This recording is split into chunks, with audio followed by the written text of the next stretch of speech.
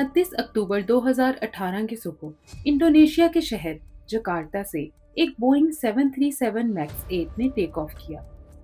Flight का destination था पंकाल पिनांग, जो एक डोमेस्टिक रूट था।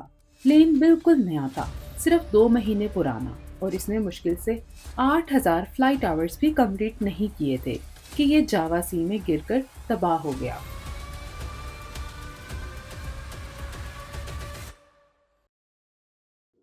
दोस्तों, 8 आवर में आप सबको खुशामदीद। लाइन एयर फ्लाइट 610 पर 189 लोग सवार थे। पैसेंजर्स और क्रू मिलकर इनमें से कोई भी जिंदा नहीं बचा। टेक ऑफ के कुछ ही मिनट्स बाद ये मॉडर्न एयरक्राफ्ट जावा सी में गिर गया। इस एयरक्राफ्ट का रजिस्ट्रेशन नंबर PK-LQP था। ये बोइंग 737 मैक्स सीरीज का हिस्सा था।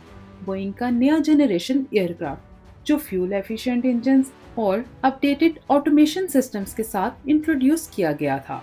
लेकिन इस प्लेन के साथ एक बात पहले से डॉक्यूमेंटेड थी।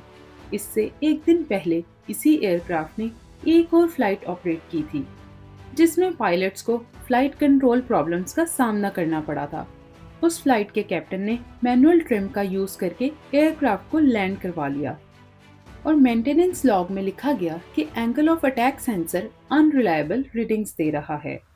मेंटेनेंस टीम ने उस सेंसर को रिप्लेस किया, लेकिन बाद में इन्वेस्टिगेशन ने ये कंफर्म किया कि रिप्लेसमेंट सेंसर भी मिसकैलिब्रेटेड था, यानी एयरक्राफ्ट टेक्निकली सर्विसेबल डिक्लेयर कर दिया गया। लेकिन ये प्रॉब्लम फुली रिजॉल्व नहीं हुई थी। लाइन एयर फ्लाइट 610 ने सुबह 6:20 पर लोकल टाइम पर टेक ऑफ किया।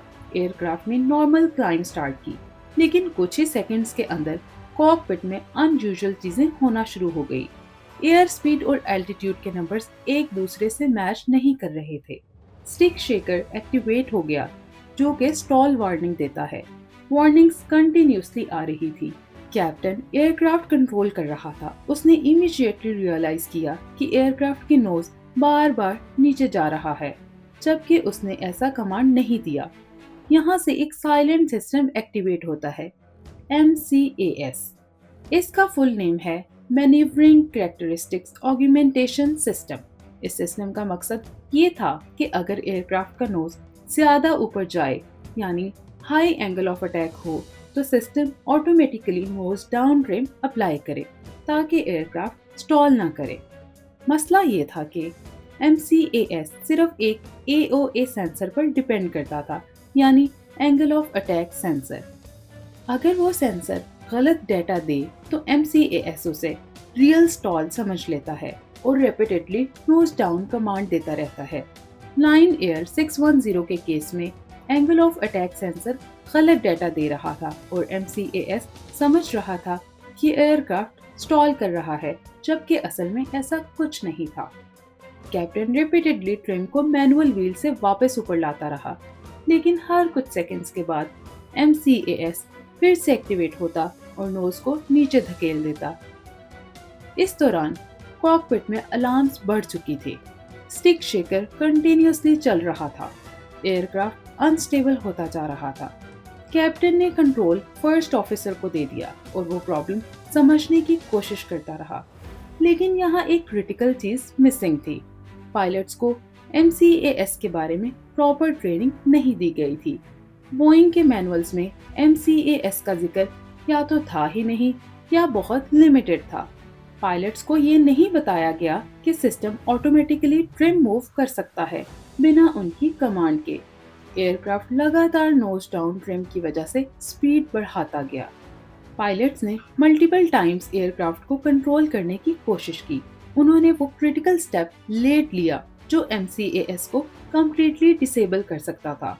Stabiliser trim cutout switches.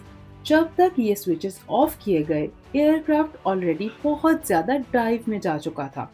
Take off के सिर्फ 11 मिनट के बाद लाइन एयर फ्लाइट 610 कंट्रोल से निकलकर इंडोनेशिया के जावा सी की तरफ नीचे आने लगी। Aircraft high speed vertical dive में पानी से टकराया। इम्पैक्ट इतना ज्यादा था कि बोइंग 737 मैक्स फौरन स्ट्रक्चरल फेलियर का शिकार हो गया। एयरक्राफ्ट का कोई हिस्सा इंटैक्ट नहीं रहा। रेडार कॉन्टैक्ट क्रैश से पहले ही लूज हो चुका था। कुछ ही मिनट्स बाद इंडोनेशियन एयर ट्रैफिक कंट्रोल ने कंफर्म किया कि एयरक्राफ्ट रिस्पॉन्स नहीं दे रहा। थोड़ी देर बाद समंदर के ऊपर एयरक्राफ्ट के टुकड़े तैरते हुए दिखाई दिए। इंडोनेशिया की national search and rescue agency Basarnas ने फौरन रेस्क्यू ऑपरेशन शुरू कर दिया। नेवी, एयरफोर्स और ट्रेन डाइवर्स को जावा सी में डिप्लॉय किया गया। ब्लैक बॉक्स डेटा ने बताया कि एयरक्राफ्ट टेक ऑफ के बाद बार बार अपना नोज नीचे झुका रहा था। पायलट्स रिपीटेडली कंट्रोल कॉलम खींचकर प्लेन को ऊपर लाने की कोशिश कर रहे थे, लेकिन हर दफा सिस्टम फिर से नोज डाउन कमांड कर देता था। लाइन एयर 610 के सिर्फ 5 महीने बाद इथोपियन एयरलाइंस फ्लाइट 302 भी बिल्कुल इसी तरह क्रैश हुई। दोनों केसेस के बाद दुनिया भर में बोइंग 737 मैक्स को ग्राउंड कर दिया गया। एयरक्राफ्ट लगभग 20 महीने तक कमर्शियल फ्लाइट से हटा दिए गए।